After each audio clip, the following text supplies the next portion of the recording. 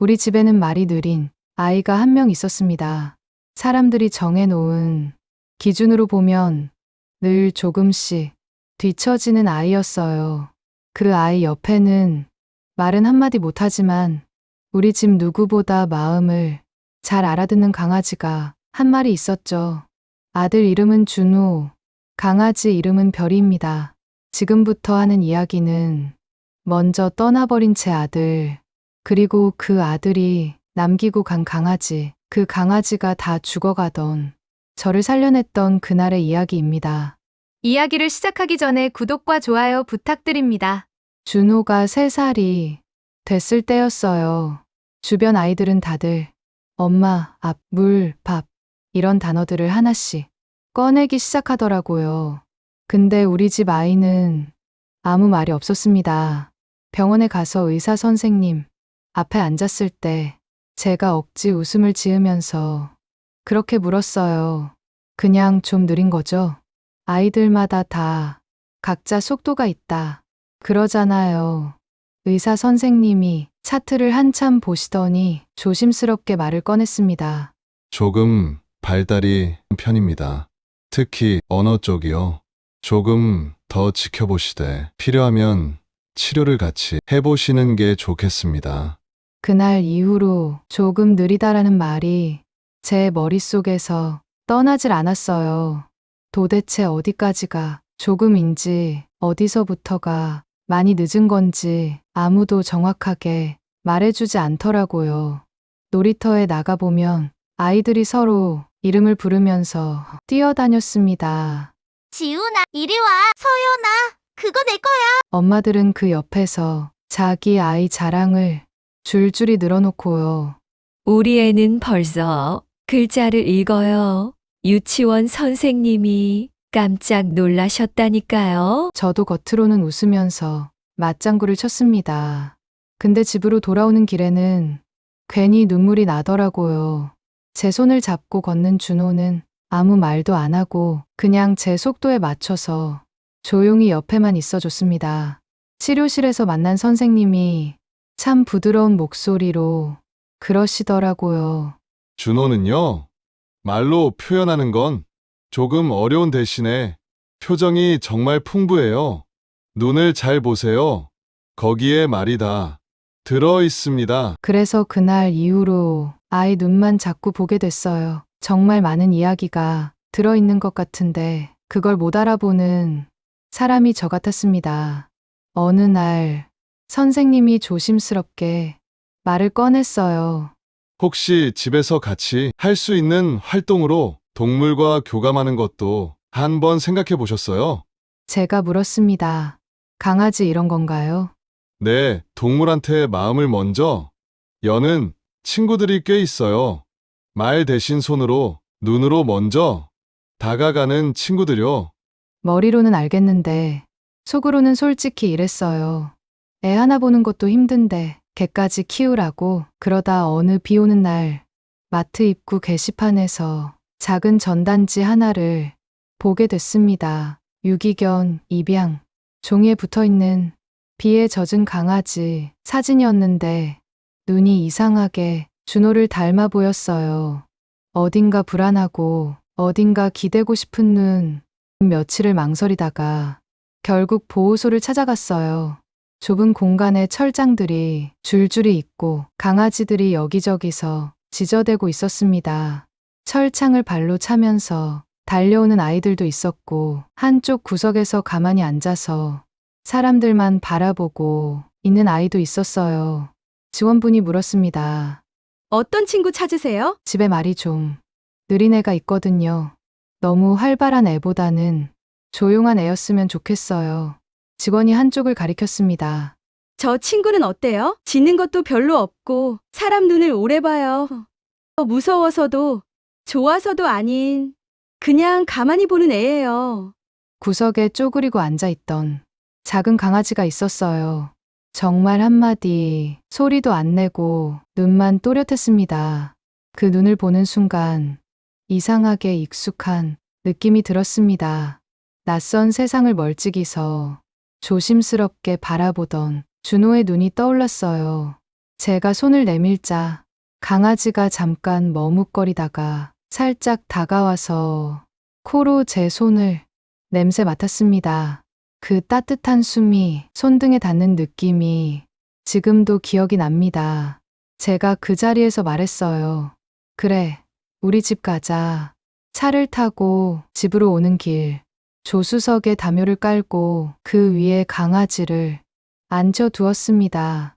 애는 한 번도 짖지 않고 창밖이랑 제 얼굴을 번갈아 보더라고요. 이름을 뭐라고 하지?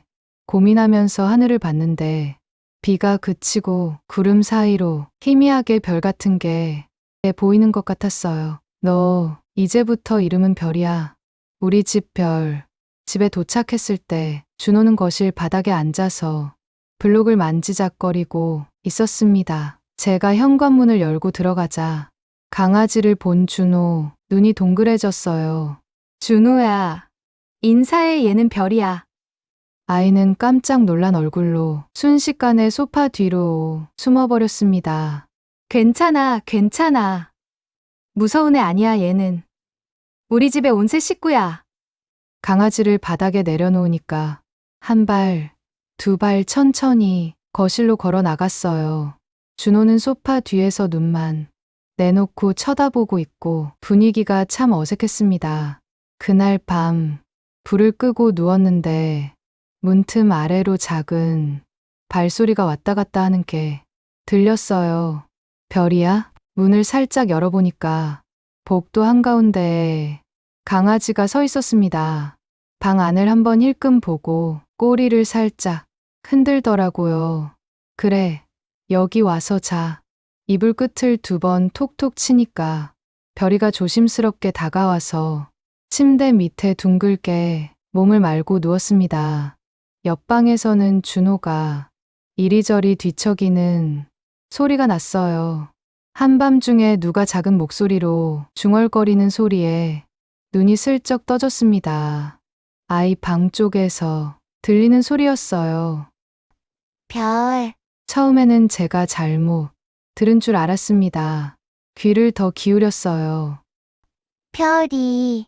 조금 뭉개지긴 했지만 분명히 단어였습니다. 우리 아이가 태어나서 처음 입 밖으로 꺼낸 단어. 엄마도 아니고 아빠도 아니고 별이 가슴이 쿵 내려앉는 느낌이었어요. 웃음이랑 울음이 같이 올라왔습니다. 그래, 맞아. 별이 작게 중얼거리면서 어둠 속에서 아이 볼을 살살 쓰다듬었어요. 침대 밑에 있던 별이는 꼬리를 살짝 아주 조그맣게 두 번 흔들었습니다. 그날 이후로 집 안 공기가 조금 달라졌습니다. 말이 잘 안 나오는 날에도 준호는 손으로 별이를 만졌어요. 조심스럽게 쓰다듬고 때로는 꼭 껴안고 별이는 그 서툰 손길을 한 번도 피하지 않았습니다. 아이 입에서도 단어가 조금씩 늘어나기 시작했어요. 별이 봐. 별이 놀자. 엄마, 별이 같이. 언제부턴가 준호가 하는 말 속에는 항상 별이가 같이 들어 있었습니다. 치료실 선생님이 웃으면서 그랬어요. 요즘 준호 표정이 확 달라졌어요. 집에 어떤 변화가 있으셨나요? 제가 별이 사진을 보여주면서 말했죠. 식구가 한 명 늘었어요. 선생님이 사진을 보더니 고개를 끄덕였습니다. 아, 이 친구가 준호의 첫 단어였군요. 시간이 지나면서 준호는 느리지만 분명하게 자기 속도로 자라기 시작했습니다. 초등학교에 들어가고 나서는 조금은 특수반, 조금은 일반반 그렇게 왔다 갔다 하면서 지냈어요. 운동을 특히 좋아했습니다. 달리기 할 때 얼굴 표정이 누가 봐도 행복해 보였어요. 학교 공개 수업 날 운동장에서 아이들이 뛰노는 모습을 멀리서 보고 있는데 담임 선생님이 옆에서 그러시더라고요. 어머님, 준호가 달릴 때 표정 보셨어요? 굉장히 자유로워 보여요. 그 말이 참 오래 남았습니다. 어느 날 선생님이 따로 부르셨어요. 달달장에 친구들 대상으로 지역 대회가 하나 있거든요. 달리기 종목도 있어요. 혹시 나가보실 생각 있으세요? 집에 와서 준호에게 조심스럽게 물었습니다. 사람들 있는 데서 달려보는 건 어때? 아이가 잠깐 생각하더니 고개를 살짝 기울이면서 말했어요.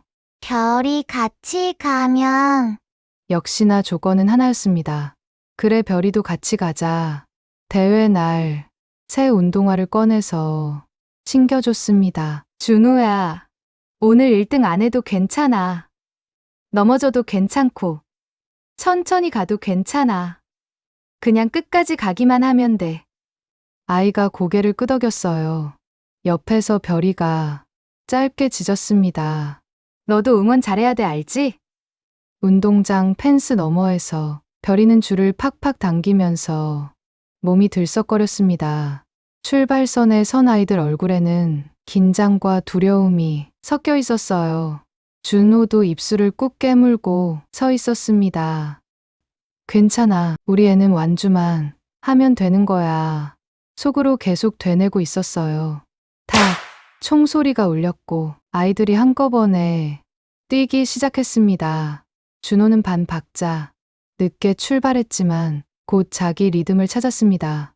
어색한 자세였지만 표정은 분명히 즐거웠어요. 펜스 밖에서 별이는 꼬리를 미친 듯이 흔들었습니다. 별아, 우리 준호 잘 뛰지? 결승선을 통과하는 순간 준호가 헉헉거리면서 두 팔을 번쩍 들었어요. 엄마, 나 완주. 순위표에는 위쪽이 아니라 아래쪽에 있었지만 우리 집에서 그 상장은 가장 반짝이는 상장이었습니다.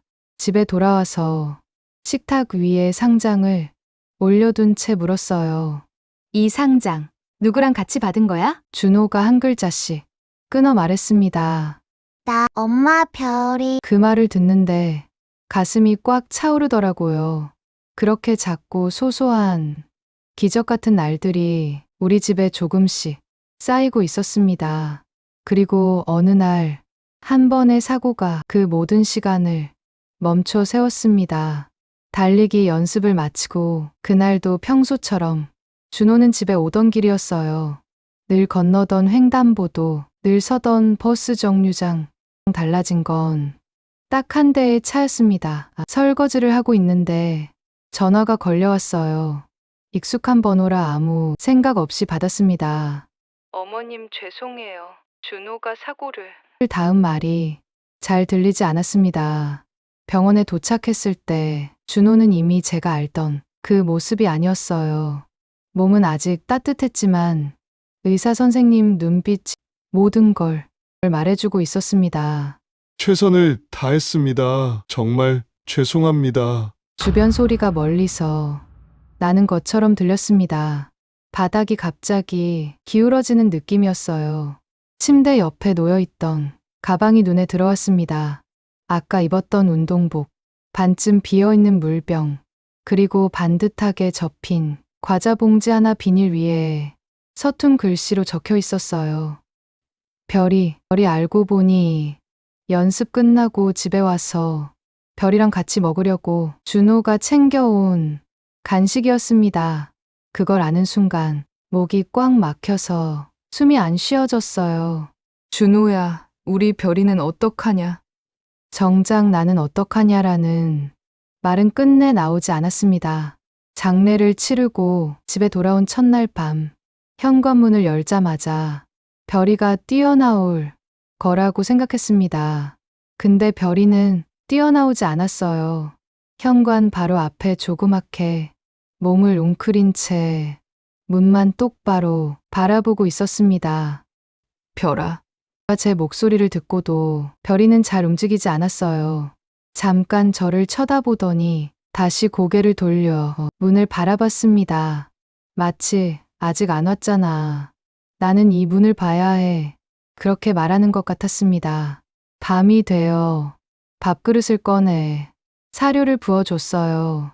별아, 밥 먹어야지. 이러다 준호가 혼낸다. 별이 밥 안 먹었어. 이럴걸? 억지로 농담처럼 말해봤지만 목소리가 떨렸습니다. 별이는 그릇에 코만 대보고 고개를 돌려버렸습니다. 하루, 이틀, 사흘날이 갈수록 밥그릇은 그대로였어요. 별이는 거실도 방도 가지 않고 현관 앞 그 자리만 지켰습니다. 여기 있으면 준호가 문 열고 들어올 거야. 그 믿음 하나로 버티는 눈빛이었습니다. 그 모습을 보는 게 너무 힘들었어요.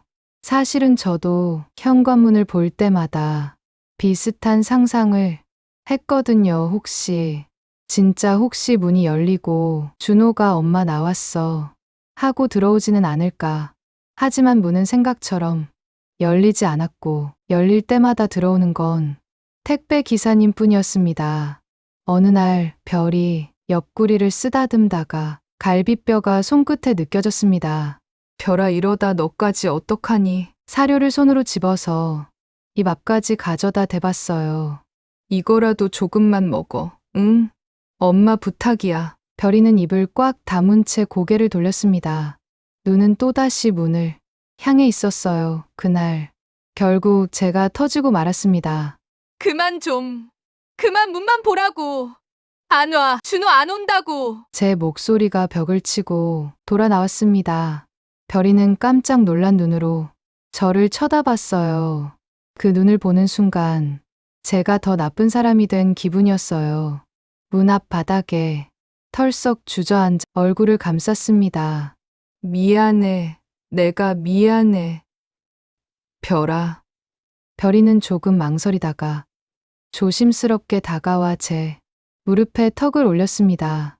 그 몸이 예전보다 훨씬 가벼워져 있더라고요. 그날 밤 처음으로 정말 나쁜 생각을 했습니다. 이렇게 살아서 뭐하나. 아들도 없고 별이도 이렇게 무너져 가고 나 혼자 남아서 뭘 더 버티지? 책상 위에 몇 년 전에 처방받았던 수면제가 먼지를 뒤집어 쓴 채 놓여 있었어요. 병을 흔들자 알약들이 서로 부딪히는 소리가 났습니다. 손바닥 위에 하얀 알약들이 굴러다녔어요. 정확히 몇 알을 집었는지 솔직히 기억이 잘 안 납니다. 이 정도면 그냥 눈 감고 안 일어날 수도 있겠지. 머리로는 위험한 생각이라는 걸 알았습니다. 그래도 그 순간에 저는 사는 것보다 그냥 끝나는 쪽이 덜 무서웠어요. 물을 한 컵 들이키고 침대에 누웠습니다. 조금만 자고 일어나자 아예 안 일어나도 괜찮겠다. 그 두 생각 사이에서 눈을 감았습니다. 복도 쪽에서 별이 발소리가 나다가 또 멀어지고 또 가까워지고 현관에서 방 앞까지 왔다 갔다 하는 소리였어요. 얼마나 시간이 지났는지 모르겠습니다. 어렴풋한 의식 속에서 코를 찌르는 매운 냄새가 느껴졌어요. 눈이 따갑고 숨이 잘 안 들어갔습니다. 가슴 안쪽이 뜨겁게 타들어가는 느낌이었어요. 연기, 문틈 아래로 시커먼 연기가 스며들고 있었습니다. 그 순간 문 밖에서 미친 듯이 긁는 소리가 들렸어요. 발톱이 나무를 긁는 소리, 낑낑거리는 짧은 울음. 별이었습니다. 평소와는 완전히 다른 소리였어요. 문을 부수려고 하는 것처럼 쿵 몸으로 들이받는 소리까지 났습니다. 몸을 일으키려고 했지만 팔, 다리가 내 몸 같지가 않았어요. 약 기운 때문에 온몸이 물속에 잠긴 사람처럼 무거워져 있었습니다. 문이 한번 크게 흔들렸어요. 저는 겨우 침대에서 몸을 끌고 나와 문고리를 잡았습니다. 손이 덜덜 떨리고 숨이 거칠었어요. 문을 여는 순간 연기가 한꺼번에 방 안으로 들이닥쳤습니다. 그 와중에 작은 몸 하나가 제 다리에 세게 부딪혔어요. 별이었습니다. 별이는 저를 올려다보더니 거실 쪽으로 달려가서 다시 뒤를 돌아봤습니다. 이쪽이야. 따라와. 정확히 그렇게 느껴졌어요. 거실은 이미 연기와 불빛으로 가득했습니다. 어디선가 타닥타닥 무너지는 소리가 들렸고요. 별이는 현관 쪽을 향해 뛰었다가 다시 제 쪽으로 돌아오고 계속 그렇게 길을 안내했습니다. 저는 벽을 짚으면서 휘청휘청 현관 쪽으로 걸어갔어요. 지금 안 나가면 정말 여기서 끝이구나. 현관 앞에 겨우 도착했을 때 손이 또 말을 안 들었습니다. 문고리를 잡았다가 힘이 빠져서 놓치고 그때 별이가 제 손목에 얼굴을 꾹 비볐어요. 여기 이걸 돌려야 나가는 거야. 마지막 힘을 짜내서 문고리를 돌렸습니다. 문이 확 열리면서 찬 공기가 밀려 들어왔어요. 계단을 내려갈 힘까지는 없어서 그 자리에 주저앉으려고 하는데 어디선가 소리가 들렸습니다. 여기요! 여기 사람 있어요! 이웃 어르신이 달려와서 저를 끌어냈습니다. 괜찮으세요? 일단 밖으로 나가셔야 돼요! 숨을 헐떡이면서 뒤를 돌아봤어요. 열려있는 우리 집 문틈 사이로 검은 연기랑 불꽃이 솟구치고 있었습니다. 그리고 그 앞에 별이가 서 있었어요. 별아, 빨리 나와. 목이 타서 제대로 소리도 안 나왔습니다. 별이는 마지막으로 저를 한번 바라보더니 다시 집 안쪽으로 몸을 돌렸습니다. 안 돼, 들어가지 마. 제 목소리가 연기 속으로 사라졌어요. 별이는 준호 방 쪽으로 향했겠죠. 준호 냄새가 가장 많이 남아있던 방, 준호가 자던 이불, 던지던 공, 그려둔 그림들이 있는 곳. 제가 다시 올라가려고 몸부림쳤지만 이웃이 더 세게 저를 붙잡았습니다. 지금 올라가시면 진짜 죽어요! 안 됩니다! 별이. 그 말을 끝까지 하지도 못하고 눈앞이 번쩍하면서 세상이 뒤집히는 것 같더니 기억이 끊겼습니다. 다음에 눈을 떴을 때는 병원 천장이 보였어요. 팔에는 링거가 꽂혀 있고 옆에서는 누군가 무언가를 적고 있었어요. 위험하셨습니다. 연기도 꽤 많이 마셨고 약도 상당량 드신 것 같아요. 그 말을 듣는 순간 속이 뒤집어지는 기분이었습니다. 살기 싫어서 눈 감았던 사람은 저인데 저를 살리겠다고 불 속으로 뛰어든 건 말도 못하는 강아지였습니다. 며칠 뒤 우리가 살던 집에 다시 올라갔어요. 벽이랑 천장 곳곳이 새카맣게 그을려 있었고 가구들은 꼬여 있고 형체를 알아볼 수 없는 것들도 많았습니다. 현관에서 조금 안쪽 준호 방 앞 복도쯤 되는 곳에 작은 흔적이 눈에 들어왔어요.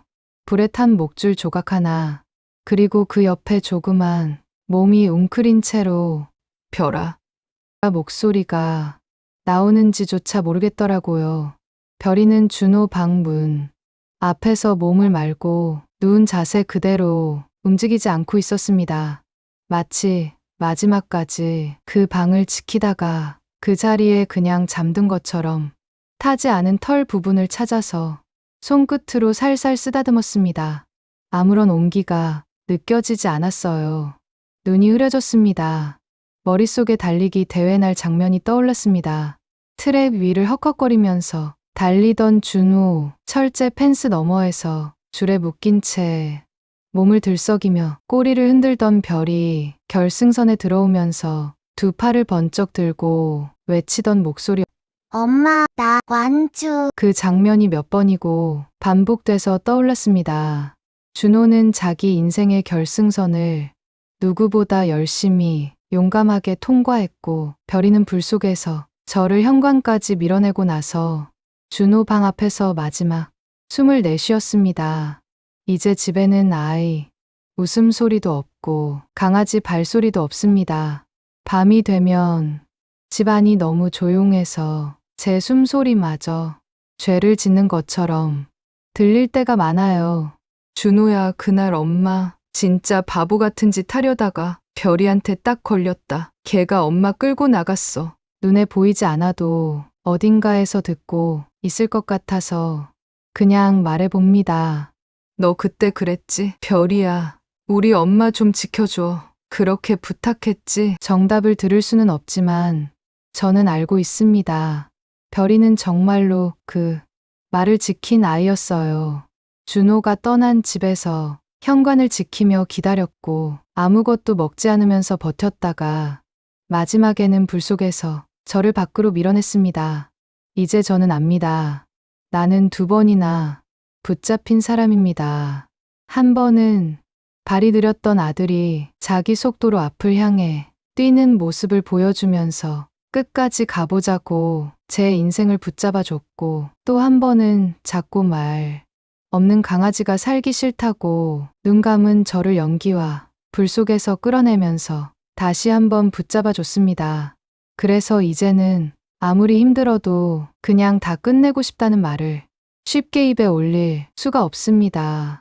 그 말이 준호와 별이에게 너무 큰 배신 같아서요. 사람들이 가끔 묻습니다. 그런 일을 겪고도 어떻게 버티세요? 저도 잘 모르겠습니다. 다만 이렇게 대답하게 됩니다. 아마 한 번은 준호가, 한 번은 별이가 여기까지 데려다 준 것 같아요. 그래서 저는 조금 더 걸어보기로 했습니다.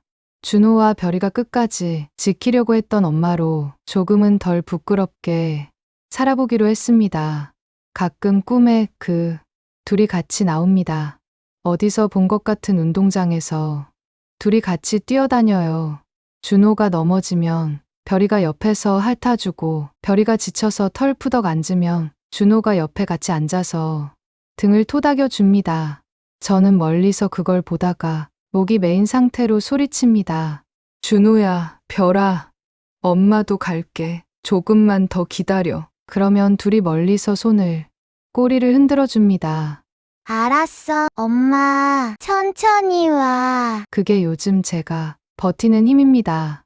언젠가 정말로 그 길 끝에서 2 아이를 다시 만나게 되겠죠. 하지만 그때까지는 살아남은 사람으로서 해야 할 몫이 남아있다고 스스로에게 계속 말하고 있습니다. 이 이야기를 듣고 있는 분께도 마음속 어딘가에 이미 떠나보낸 이름이 1~2개쯤 있을지 모르겠습니다. 그 이름이 사라진 게 아니라 여전히 그 사람을 살아가게 하고 있는 건지도 모릅니다. 생각보다 훨씬 더 강하게요. 제게 그 이름은 이제 2개입니다. 준호, 그리고 별이. 이 2 이름이 불길 속에서 저를 밖으로 밀어냈고, 지금도 이 자리에 서 있게 만듭니다. 그래서 오늘도 저는 천천히, 하지만 분명히 한 걸음씩 내딛습니다. 2 아이가 완주하지 못한 이 남은 트랙 위를